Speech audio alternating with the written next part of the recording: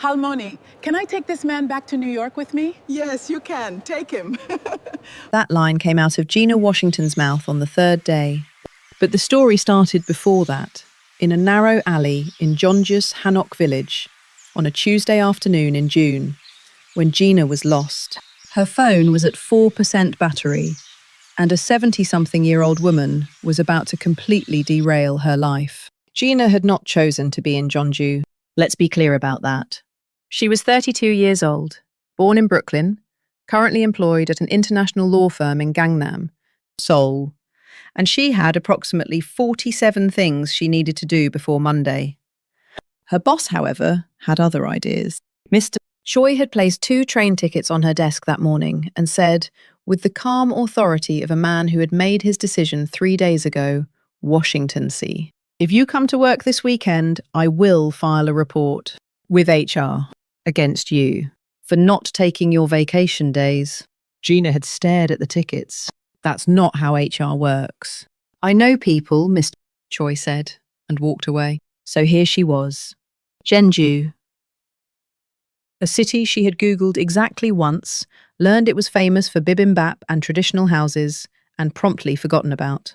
She spotted the grandmother at the entrance to the alley. The woman was approximately 4'10", somewhere between 70 and 107 years old, and she was carrying what appeared to be her entire household on her body, a bundle the size of a golden retriever strapped to her back, 2 overflowing canvas bags, 1 in each hand. She was moving steadily, like a tank that had decided walking slowly was its own form of power. Gina watched for approximately 4 seconds. Then she left her rolling suitcase on the corner and jogged over. Here, let me help you with that. The grandmother stopped, looked Gina up and down with small, sharp black eyes. Then, without a word, lifted the bundle off her own back and placed it directly onto Gina's. It weighed 40 pounds. It smelled like something fermented, ancient, and deeply committed to being pungent. Gina adjusted her footing and said nothing. She had asked for this. The grandmother's name was Park Oxon. Her house was deep inside the alley, behind a low stone wall, under a tiled roof that curved up at the corners like it was mildly pleased with itself. The courtyard had 6 large ceramic jars lined up like a very serious army. Oxon unlocked the gate and stepped inside, then turned and gestured at Gina with her chin. "Come in." Gina's Airbnb was in the opposite direction. Her suitcase was still on the corner. Her phone was now at 2%. She went inside. The table had 4 dishes on it. Doenjang-jjigae, fermented soybean paste stew, which Gina identified by smell before she saw it. Kimchi, a rolled egg dish. A bowl of white rice so perfectly rounded it looked architectural. Oxon set a spoon and chopsticks in front of Gina and sat down across from her.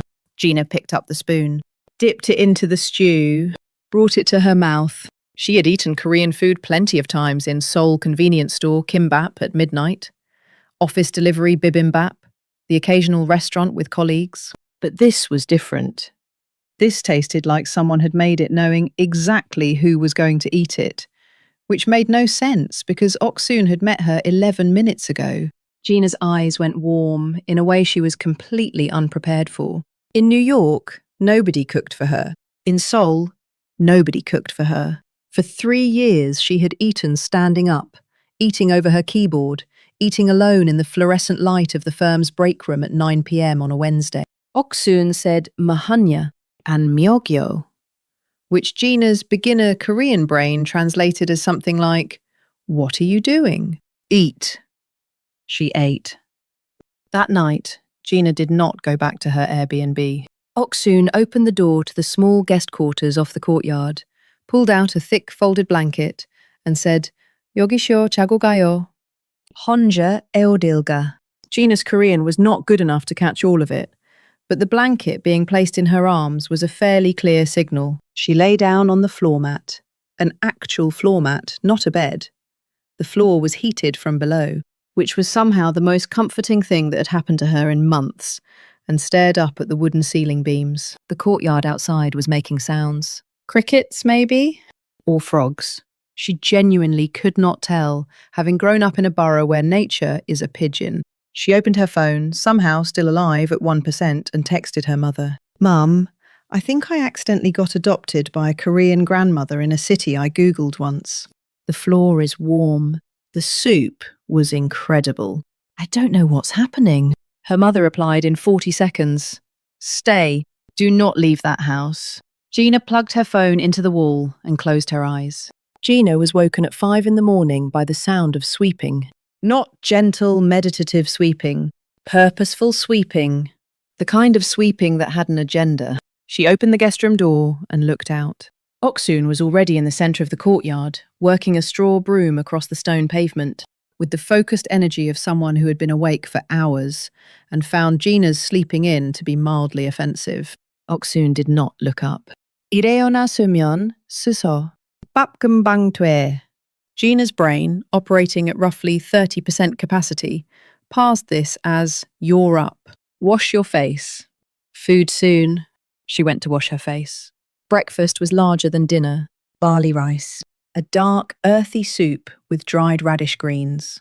Aged kimchi that had opinions. Braised tofu. Pickled perilla leaves stacked in a small dish like they were waiting to be discovered. Gina sat down.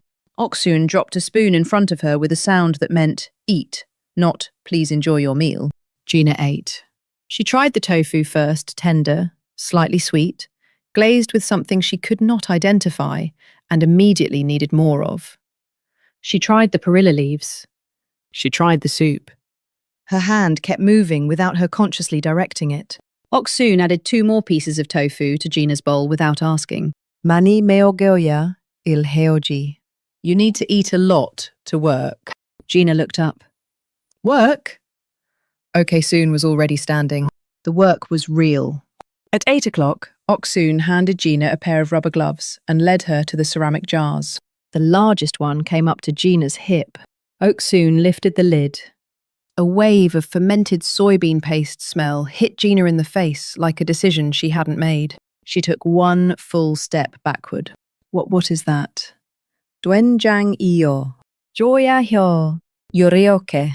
Oxon demonstrated with a long wooden paddle, slow, steady circles, down to the bottom and back up. Gina took the paddle. Stirred. The smell was aggressive and ancient, and somehow, by the 3rd rotation, she was finding a rhythm in it. Her law school professors had prepared her for many things. This was not among them. Oxon watched for a moment, then clicked her tongue. 그렇게 약하게 저으면 쓰겠나. That weak. Useless. Gina stirred harder. The afternoon was peppers. Oxon's small vegetable garden ran along the back wall of the property. Red peppers hung in clusters like tiny ornaments, vivid and cheerful, and, as Gina was about to discover, aggressively chemical. Oxon handed her a basket. They crouched side by side and began picking. 5 peppers in, Gina's fingers started to tingle.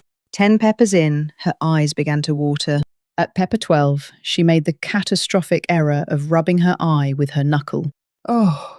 She rocked backward, dropping her basket, pressing both hands over her face. Her eye felt like it was being personally targeted by the sun.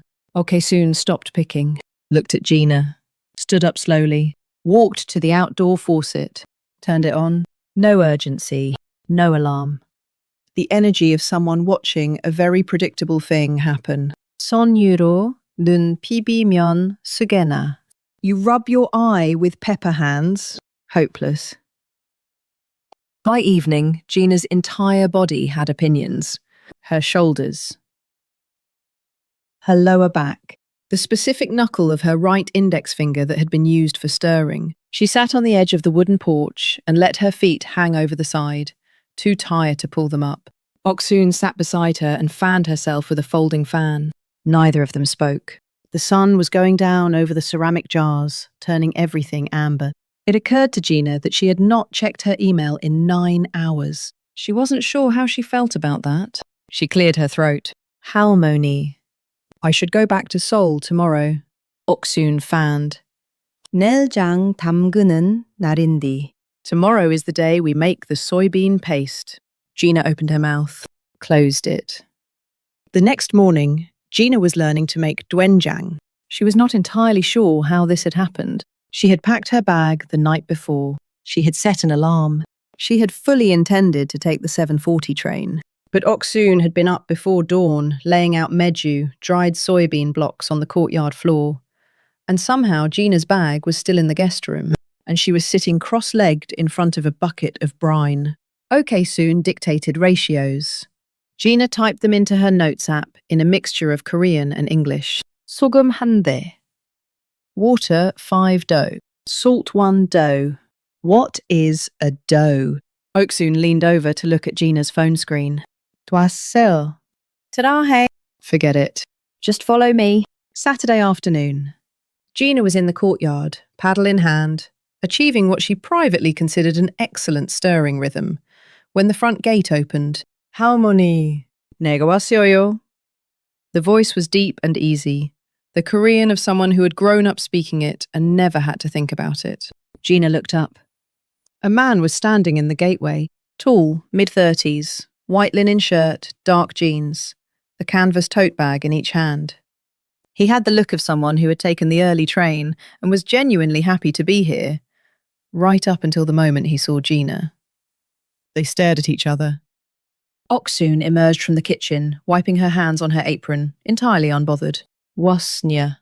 저 아가씨는 미국서 온 손님이요. 밥 같이 먹겨. You're here. That young woman is a guest from America. Eat together. The man's name was Lee Junhuk, Soon's grandson, architect, Seoul-based, holder of a Monday deadline he was already stressed about. He set his bags down carefully and leaned toward his grandmother, with the practiced quiet of someone who had learned that certain conversations needed to be had at low volume. Halmoni, a beat. 저 여자 왜 우리 집에 있어요? Why is there an American woman in our house? He said it in Korean, with complete confidence, because obviously she couldn't understand. Gina stirred the doenjang and said nothing. Halmoni. 저 여자 왜 우리 집에 있어요? Oxon wiped her hands on her apron and looked at her grandson, with the patient expression of someone who had already decided how this conversation was going to end. Jim dello juoso, 밥 주었지, 주지다요. She carried my bags. I fed her. That's all. Junhuk glanced at Gina. Gina was stirring the doenjang with the focused serenity of a person who understood absolutely nothing. Her form had actually improved significantly over the past 2 days. Oxon had stopped clicking her tongue at her, which in this household constituted high praise. Junhuk lowered his voice further. 할머니, 근데 극인이잖아요.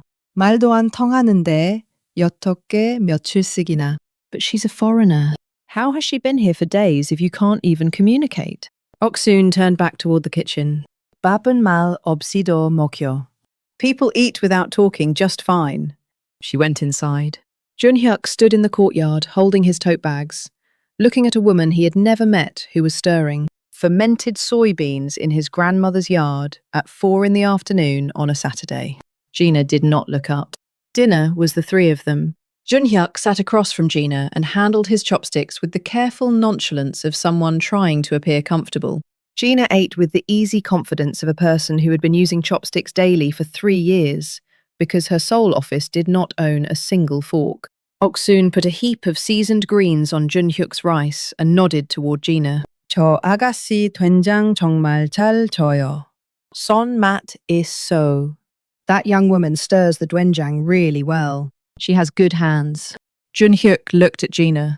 Gina was gazing out the window at the courtyard, expression placid, apparently fascinated by the ceramic jars. Junhyuk muttered in Korean, Doenjang-jjigae, Halmoni. 손맛이 뭐가 있어요? Doenjang-jjigae. Come on, Grandma. Good hands. She's a tourist. Gina took another spoonful of Doenjang-jjigae. Her expression did not change by a single millimeter. Junhyuk relaxed. That was his first mistake. Sunday morning. Junhyuk set up his laptop on the wooden porch. His deadline was Monday. He had come to Jeonju to see his grandmother, not to fall behind, and he was fully capable of doing both if people would simply leave him alone for 4 hours. He opened his drafting software, pulled up the floor plan he'd been wrestling with for 2 weeks. Gina was in the courtyard on the wooden bench reading a book. A Korean book. Junhuk registered this and immediately provided himself a reasonable explanation. There were pictures in it, probably, or she was just holding it. People held books. Oxon appeared at the gate with her market bag. 나장 보러 간다. 둘이 있어. I'm going to the market. You two stay. Halmoni. 남아감 있다고요. The gate closed. Junhuk looked at his laptop, looked at the empty courtyard, looked at Gina, who had turned a page. He went back to his floor plan. 20 minutes later, his laptop died. The charger was in the guest room. Junhuk stood up, crossed the courtyard, past the bench where Gina was sitting. He glanced at the book cover as he went by. Han Kang. The Vegetarian, Korean original. Not a translation. No pictures. Junhuk kept walking. There was a perfectly logical explanation for this. She could be looking at the page layout, appreciating the font. Koreans used very nice fonts. He retrieved his charger and did not think about it further. That afternoon, Oxon sent them to the night market together. She handed Junhuk a handwritten shopping list and said, Jangwawa, Gachiga. Go do the shopping. Together. Junhuk took the list. Gina put on a cap and stood up. The Jeonju night market was already loud and warm and smelled overwhelmingly of frying things. Pajeon on griddles. Hotok sizzling in oil. Vendors calling out prices over the noise of the crowd. Junhuk walked beside Gina and thought, there's no point explaining anything to her. She'll just follow along and point at things she wants. This is fine. This is easy. You'll handle everything, he said in Korean, to himself as much as to her. You just stay close. Gina stayed close. The first stall sold chapsultok sweet glutinous rice cakes, soft and round, dusted with powder. OK Soon's list said to get 2 boxes. The vendor named a price. Junhuk reached for his wallet, and Gina said, excuse me, if we get 3 boxes, can we do it for the price of 2? We're regulars. Well, our Halmoni is a regular. In Korean, not textbook Korean. Not slow, careful, apologetic Korean. Relaxed, natural, slightly charming Korean with a hint of a Seoul accent. She had clearly picked up from 3 years of drama classes and daily life and just living there. The vendor laughed. Aigu, Korean, so good. Okay, 3 boxes, 2 box price. Junhuk stood with his wallet open and his hand in midair. Gina accepted the boxes, tucked them under her arm, and turned to look at him. I understood every single word she said. From day one.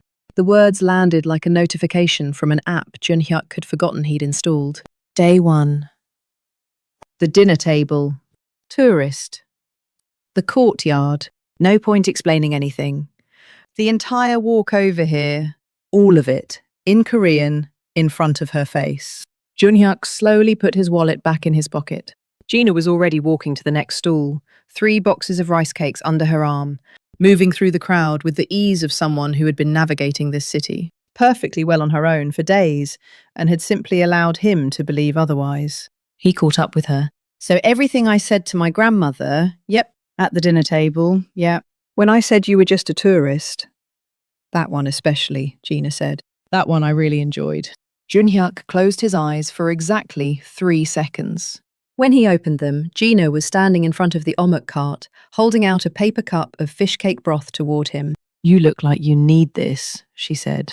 The fishcake broth was hot and salty and exactly right. They stood at the cart while the crowd moved around them. Junhuk held his paper cup in both hands and stared at the middle distance with the expression of a man doing a full audit of recent events. Gina waited. She had found, over 3 years in Seoul, that Koreans often needed a moment to process something before they could talk about it. Americans announced their feelings in real time, often at volume.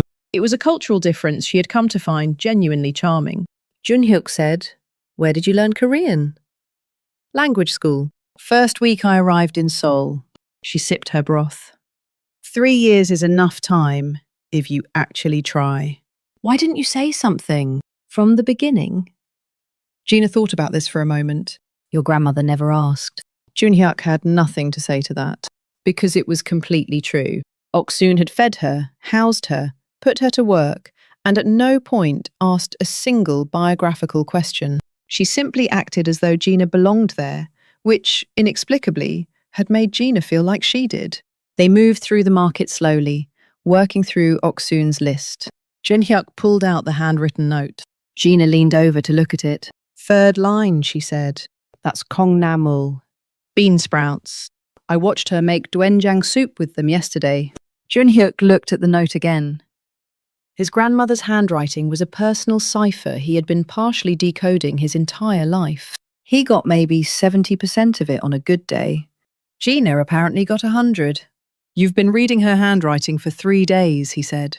"She dictated her recipes to me. I took notes." Gina scrolled through her phone and showed him. Pages of it. Measurements, techniques, little diagrams shed-drawn of the jar lids.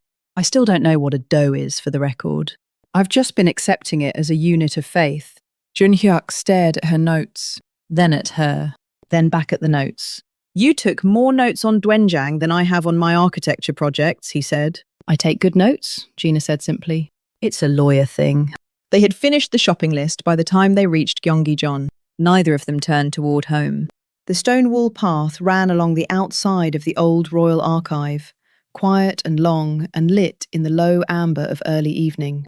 Tourists moved in clusters, taking photos. Junhyuk and Gina walked at a pace that had nothing to do with efficiency. "First time in Jeonju?" Junhyuk asked. "First time outside Seoul, honestly. I kept meaning to travel, but..." She gestured vaguely. "Work." "How is it?"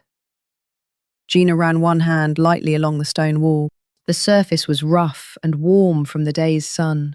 "Quieter than Seoul. I keep noticing that. Like the city isn't trying to convince me of anything." Junhyuk nodded.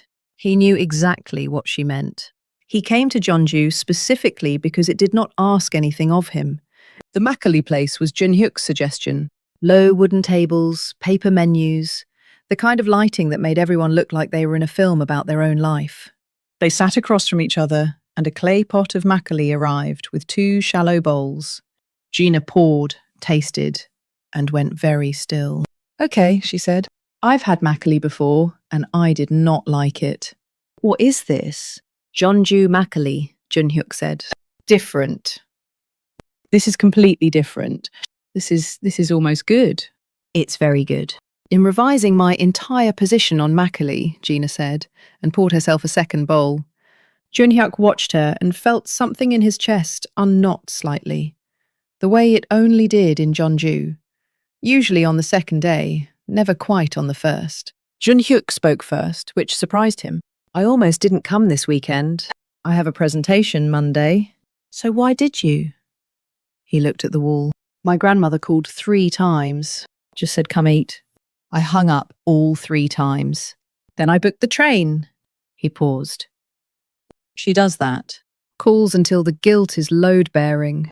Gina laughed, a real one, quick and unguarded. "My boss bought me a train ticket and threatened to report me to HR if I showed up to work," she said. "Different method, same energy." "Burnout?" She was quiet for a moment. Outside, someone walked past the open door with a child on their back. The child waved at nothing in particular. "I didn't call it that for a long time," Gina said. "I called it being dedicated. Then I called it being behind. Then I ran out of names for it." She turned her bowl in her hands. "What about you?" Junhyuk said, "I designed a building for 2 years. Client pulled out in December." He said it flatly, the way you said something you had already processed into a manageable shape. "It was a good building." "I'm sorry." "It was a good building," he said again, quieter. And Gina understood that the second time was the real one. The makgeolli went from 2 bowls to 3 while they were busy talking. Junhyuk told her about the building, not the loss of it, but the thing itself. The way the light was supposed to move through the atrium at 4 in the afternoon. The particular staircase he'd redesigned 11 times. Gina listened the way she listened to clients, fully, without preparing her next sentence. Gina told him about her first week in Seoul. Getting off the wrong subway exit 6 days in a row, accidentally bowing to a vending machine. The time she showed up to a client dinner and sat in the host's seat because she hadn't yet learned that seating arrangements were a whole entire system. Junhyuk laughed at that one, really laughed, head tilted back, and Gina thought, There it is. The laugh a person keeps for when they're actually comfortable. It was completely dark outside before either of them noticed. Junhuk's phone buzzed. Oxon. Baptadwes noindi odi isnya. Food is ready. Where are you? Not a question. A summons. The walk back was through narrow streets lit by low lanterns. Junhuk said, "You're going back to Seoul tomorrow?" "Early train," Gina said. "Then New York day after." "Right. A beat." I'm going back tomorrow too. "Deadline." Right. The gate was getting closer. Their pace had slowed to something that could not technically be called walking toward a destination. "You're based in Gangnam?" Junhyuk asked. "Was. My contract ends this month." She hadn't said that out loud to anyone yet. It sat in the air between them, specific and unresolved. "I haven't decided about the extension." Junhyuk said nothing. The lantern above Okson's gate came into view. Gina could not sleep. 2 a.m. She lay on the floor mat, looking at the ceiling beams, which she had now memorized. She had 11 unread emails. A voicemail from her mother. A contract extension form sitting in her inbox with a deadline of Friday. She put her phone face down. The courtyard was quiet except for the crickets, who remained committed to their work regardless of anyone's emotional circumstances. Then she heard footsteps. She opened the guest room door. Junhyuk was sitting on the wooden porch in the dark, elbows on his knees, looking at nothing in particular. No phone, no laptop, just sitting. Gina came out and sat at the other end of the porch. He turned and looked at her.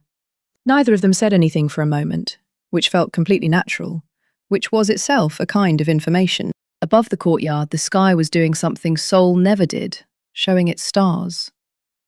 Not all of them, but enough. "Can't sleep?" Junhyuk said. "No, me neither." They sat with that for a while. After a long time, Junhyuk said, "If you extended your contract, would you stay in Seoul?" Gina looked at the ceramic jars, silver in the dark. "Maybe. I haven't let myself think about it as a real option. It always felt like, I don't know, admitting I liked it here more than I expected to." "And do you like it here?" She considered the question seriously, the way she considered all serious questions. "I like it more than I thought I would," she said. "I keep finding reasons to stay." Junhyuk nodded slowly. Then he picked up his phone, opened an app, and was quiet for a moment. He set the phone face down on the wood between them. "I cancelled my train," he said. "I'm not leaving Jeonju today." Gina looked at him. He was looking at the courtyard wall, very deliberately, and his ears had gone slightly red in a way that the dark almost but did not quite hide. "Your deadline is Monday," he said. "Today is Saturday." Gina looked back at the stars. She opened her own phone, pulled up her flight to New York. Her thumb hovered. The crickets continued their business. Sunday morning arrived with the particular quality of light that Jeonju did better than anywhere else. Soft and unhurried, coming over the tiled rooftop in long, flat sheets that made everything look like it had been waiting patiently for you. Oxon came out of the kitchen and stopped. Gina and Junhyuk were sitting on the wooden porch side by side, 2 cups of barley tea between them, both slightly underslept in ways that were visible but not unpleasant. Junhyuk was talking about something. Gina was listening and then saying something back. Junhyuk laughed at whatever it was. Oxon observed this for approximately 4 seconds. Then she went back into the kitchen. The corner of her mouth had moved. Barely, but it had moved. After breakfast, Oxon stood up and reached for her market bag. "나장 보러 가야 해?" "둘이 있어." Junhyuk looked up. "Halmoni, you went to the market yesterday." Yesterday's was different. Different how? Soon picked up her bag. Just different. She walked out. The gate clicked shut behind her. Junhyuk turned to Gina. Gina was setting her spoon down with the small, careful smile of someone who had learned to recognize a strategic exit. They did the dishes together. Junhyuk washed. Gina dried. The kitchen was narrow enough that they kept bumping elbows, which both of them were handling by pretending it wasn't happening. "What are you going to do in New York?" Junhyuk asked. Gina stacked a bowl on the drying rack. "See my mum. Regroup. Figure out the next thing." She paused. "I've been in motion for so long. I'm not sure I remember how to be still. What does regrouping look like? Honestly, eating my mum's cooking and watching television for a week without my laptop open. She looked at him sideways. She's a very good cook, by the way. That's part of why I almost cried at Oxon's dinner table on day one. Food cooked by someone who actually wants to feed you is a whole different category. Junhuk was quiet for a moment. Would you come back to Seoul? Gina dried a spoon slowly. There might be a reason to. Junhuk turned off the tap. I can work on that. Gina folded the dish towel. I'd say that's up to you. Oxon came back 2 hours later. Her market bag was empty. Junhuk peered into it. Halmoni. Where's the shopping? Okay, Soon set the bag on the hook by the door and stepped out of her shoes. Didn't need anything. You said I was wrong. She walked past him toward the kitchen. There's enough. Junhuk looked at Gina with an expression that asked for an explanation. Gina looked at the middle distance with an expression that offered none. Late afternoon. Oxon was in the kitchen making dinner, and Gina was perched on the counter edge, keeping her company, which had become a natural arrangement over the past 4 days. Okay, Soon said, without preamble. You're going to New York. Day after tomorrow, Gina said. Train to Seoul tomorrow, flight Tuesday morning. What's in New York? Family. My stuff. My whole life, technically. Oxon turned a bundle of greens over in her hands. Your stuff you can ship. Family you can visit. She pulled the leaf from the bundle with crisp efficiency. Life you can move. Gina watched her. That's very logical, Halmoni. I'm a logical person, Oxon said. Gina smiled. She had figured that out approximately 4 days ago. After dinner, Junhuk did the dishes alone, while Gina sat with Oxon on the porch. The evening was warm. Oxon fanned herself and watched the courtyard. Gina watched it too. After a while, Oxon said, Junhuk, you like him? Gina blinked. Halmoni.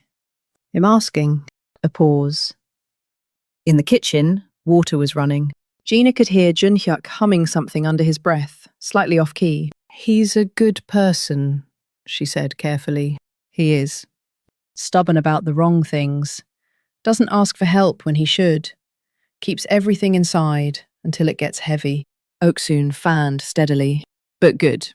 Gina said, that sounds familiar. Oxon stopped fanning and looked at her. Then she said, with the decisive brevity of someone closing a case file, so, good match, and went back to fanning. Oxon produced a watermelon from somewhere Gina had long since stopped asking where things in this house came from, and cut it into thick slices on the wooden board. They sat on the porch in a row, grandmother in the middle, the summer dark settling around the courtyard. Junhuk slid a slice toward Gina without making it a thing. Gina accepted it without making it a thing. Oxon ate her watermelon and watched the ceramic jars. Halmoni, Junhuk said. Do you remember when I was little and you said the best watermelon is the kind you eat with good people? I remember. You said it every summer. Still true. Junhuk looked at Gina. Gina was extracting a seed with great concentration, looking at the jar nearest the wall. Her ears in the low porch light were slightly pink. The watermelon bowl was almost empty when Junhuk said, Halmoni, why did you actually bring her home? That first day, you'd never met her. She didn't speak Korean well. She did speak Korean, but you didn't know that I knew, Oxon said. Junhuk stopped. You knew she spoke Korean? I knew something was there. Oxon stacked the watermelon rinds neatly. Some people, you can talk to them for years, they never come in. Some people, you meet for 1 minute, they're already inside. She set the rinds aside. She was already inside. Junhuk looked at his grandmother for a moment. Then he said, but why did you keep her here? The doenjang, the peppers, the jang. Oxon stood up, picked up the bowl, and at the porch steps she turned around. You think I brought her home for me? A beat. I brought her home for you, you idiot. The courtyard was very quiet. Junhuk was holding a watermelon seed in his palm and not moving. Gina stared at Oxon. Oxon was already walking toward the kitchen, with the unhurried confidence of someone who had said exactly what she intended to say and had no follow-up questions. Then from inside the kitchen, without turning around, every single morning, 3 years, I asked for one good person for that boy. You think they just fall from the sky? I had to do a little work. The kitchen light came on. Junhuk slowly turned to look at Gina. Gina was looking at the kitchen doorway. Then she turned to look at Junhuk. His face had gone the specific shade of red that has no English name, but in Korean is sometimes called halgemda, reddened, warmed, undone. Gina pressed her lips together, and then she laughed. Fully, completely, from somewhere genuine. The kind of laugh that comes out when something is funny, and also true, and also a little overwhelming all at once. She laughed until her eyes watered, and she had to put her hand over her face. Junhuk watched her laugh for a moment. Then he started too.